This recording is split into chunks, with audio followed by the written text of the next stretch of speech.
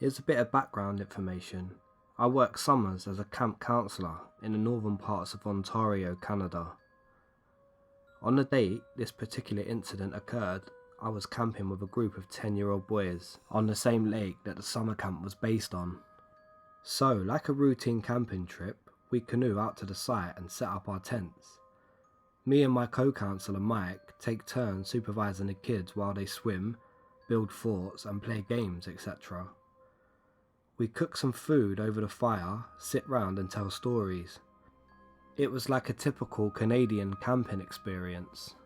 Around 9:30ish, I tell the kids it is time for bed and they head into their tents, which were positioned a small walk away from the shoreline but still in line of sight from where we had the fire pit. So the kids are gone to bed and me and Mike are shooting the shit by the water, smoking a cigarette, just basically hanging out before we decide to head into our tent and call it a night. What happened next still troubles me to this day and remains my go-to scary campfire story. We were both glazing into the pitch black night water when we saw a small light approaching us slowly and slightly above water level. We speculated what it could possibly be for a few minutes before it came close enough for us to see that the light was mounted on the front of a kayak and that somebody was approaching our campsite. Now, it is important to note that as a camp counsellor, part of our training goes over how to deal with stranger encounters in an environment where we are responsible for a group of children on public property. I was prepared to give the mystery paddler the typical speech about how we are camping with a group from a recognised organisation and we would respectfully ask that they find another campsite. However, this person's appearance shook me to the bone as the light drew nearer. Paddling this kayak was a woman who looked to be in her 60s. She had incredibly long hair with wisps of grey hair that was trailing in the water. Her skin looked like old leather and her dead looking eyes were tough to spot underneath all of her wrinkles. She looked directly at me and when she spoke I realised that she was missing most of her teeth. "Are all your children safe in bed?" she asked me, pointing in the direction of the tents. Not really knowing how to respond and quite frankly shitting myself, I responded by telling her that they were just fine and that she had to leave. "That's good, just as I expected for this time of night," she said with a smile, and then turned her kayak and paddled off into the night. At this point in time, myself and Mike were legitimately very creeped out, not only by the appearance of this mystery woman who resembled a corpse, but also her inquiry on the whereabouts and safety of the kids we had brought on this trip. Not knowing what else to do, we grabbed our hunting knives and sat by the fire after checking on the kids. Half an hour later is where shit started to really get creepy. Across the lake, a female counsellor was leading another trip for kids the same age group. She sent me a text which read something along the lines of, "Hey Sean, stop screwing with us, this isn't funny. My kids are really creeped out." I instantly called her and let her know that I had just seen someone near the campsite that seemed eerie and that I was not trying to play a joke. Apparently, one of their kids had opened their tent door to take a piss and seen a woman with long hair standing there with her arms open towards him near the shoreline.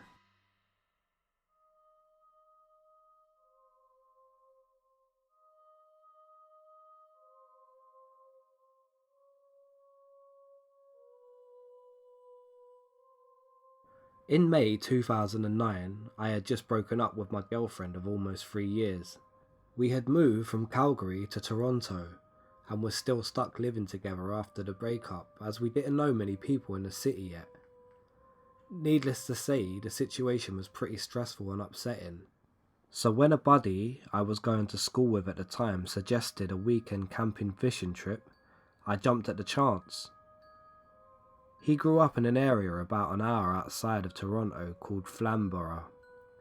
It's really beautiful, loads of nice forest, farmer fields, and small rivers and creeks. We decided to camp and fish along a creek called Grindstone Creek. It's close to some wetlands and the fishing is supposed to be great. We ended up setting up our camp in what was probably a farmer's field. I'm guessing it was trespassing on our part, bordered by a gorgeous forest. We spent the evening fishing, shooting the shit and drinking some quality craft beers. As it got darker, we made a little fire and roasted potatoes and hot dogs. All in all, it was a really good night. We turned in just after midnight. We shared a tent. My buddy fell asleep before me and I stayed up playing on my phone until probably about 1:30. I must have drifted off because the next thing I remember was being woken up by a high-pitched yipping type noise. I was kinda groggy and it took me a moment to fully wake up. The yipping was unpleasant and it sounded like a weird coyote. I laid there for a moment listening and then started playing on my phone again. The noise was as annoying as hell. I tried ignoring it, but it sounded like it was getting closer. Eventually, it sounded like it had to be no more than 10 foot from the tent. At this point, I was getting a little unsettled. I had seen coyotes in Calgary before, but I thought of them as pretty harmless. They never looked much bigger than a smallish dog. But what if this one was rabid or something? What if it could smell our food? I have a pretty bad anxiety disorder, so I'm prone to worrying about these types of things. I nudged my buddy to see if he was still awake, and he was. The noise had woke him up too. We discussed what to do about the coyote, as we hadn't brought anything to scare off critters. Not a BB gun, not nothing. Finally, he decided he would shine a flashlight on it and holler a lot, hopefully scaring him off. He unzipped the tent and I watched him pointing the flashlight out into darkness. I'll never forget what happened next. His legs suddenly went all wobbly. He sort of stumbled backwards into the tent. He had a really dumbfounded look on his face when he looked at me and dabbled, "It's not a coyote, it's a man. It's some weird dude." Normally, I would have thought he was messing with me. I'm a huge wimp and scare easily. I won't even watch horror movies. But I've never seen someone look that scared. And I never want to see that expression on somebody's face again. So I knew he wasn't pulling my leg. The weird yipping and howling noises were still going on, and it really didn't sound like a coyote, but I guess in our groggy states, it was a way for our brains to make sense of it. Anyways, he kept telling me just to look out of the tent flap to make sure that he's not going crazy. At this point, I was having a full-blown anxiety attack. My heart was racing. I felt like shit, but I had to look. So I slowly peeked out of the flap and waited for my eyes to adjust, and that's when I saw him. He was standing only a few arms lengths away from the tent. He was swaying a little and wearing a baseball cap. What made it awful though, what was really creepy, was that he was wearing women's lingerie. That's when I knew there was most likely something very wrong with this guy, if the making high-pitched noises at strangers' tents in the middle of the night didn't give it away enough. After I pulled my head back inside the tent, my buddy and I discussed what to do next. Finally, we decided to yell at the guy to fuck off. My buddy started yelling, "Excuse me, can you fuck off? We're trying to sleep in here." The noise stopped. It was dead silent, and that's when we heard footsteps running towards the tent. They stopped right outside the tent, but we didn't waste any time. We started yelling again, "Seriously, fuck off. We have cell phones in here, and if you don't fuck off, we're gonna call the cops." With that, we heard him walk by the tent and head off. Sounded like he was moving towards the road. Needless to say, we laid awake, petrified until the first sign of sunlight. Then we hightailed it the hell out of there. We discussed our experiences on the way home, and were both pretty embarrassed about how scared we got. It definitely was not manly on either of our parts. I think because we were both ashamed of how we let some weirdo freak us out so much, we really haven't ever talked about it since that day. So there you go, there's my weird story. I will always wonder what the hell that guy was doing out there, or what was wrong with him. Sometimes I wonder if things would have turned out differently if we were a couple of girls. I'm not saying he was some serial killer, but seemed like he was testing who was in the tent. Guess I'll never know, and for that, I'm kind of glad.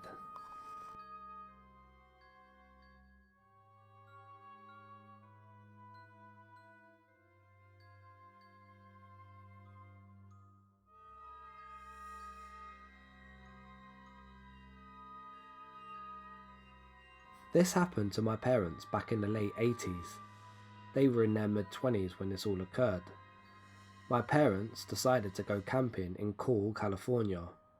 When they got there, it was kinda late.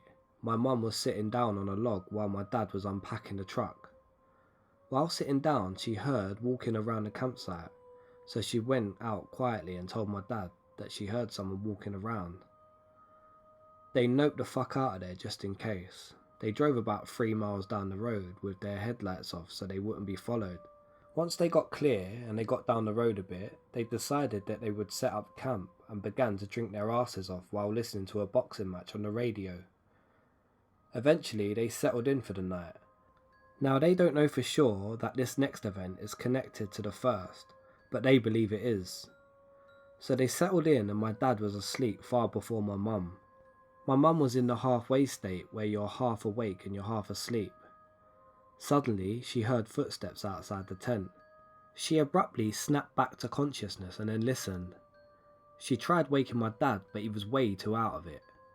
She listened for what seemed like hours when suddenly she hears, in the creepiest voice you could ever probably imagine, say, "Here I am. I'm going to kill you." While saying this, the man ran what she believes to be a knife along the tent. She could hear him walking around and dragging a knife. She was literally frozen. She couldn't say anything or move. She finally snapped out of it and screamed, "Jim, grab the shotgun and kill that son of a bitch." With that, my dad finally awoke. They heard snapping of twigs and footsteps and heard the guy running away. Of course, my parents didn't have a shotgun. It was a huge bluff that actually worked. My dad got up seconds later and began to run after him, but he was long gone. After that, my parents decided that they were going to get the fuck out of there before anything else happened. Then they saw that their tyres were slashed. They were in the middle of nowhere and they had no way out, with some maniac that wanted to kill them. They actually tried blowing up their tyres with one of those things that you use to blow up rafts. Obviously that didn't work, but they had to give it a try, right? After about an hour or so later, a ranger that was patrolling the area came along to help them out. He brought them back to town so they could get their tyres fixed. While talking to the ranger, they found out that he had been searching for any suspicious activity due to recent murders nearby. My parents were likely the murderer's next victim.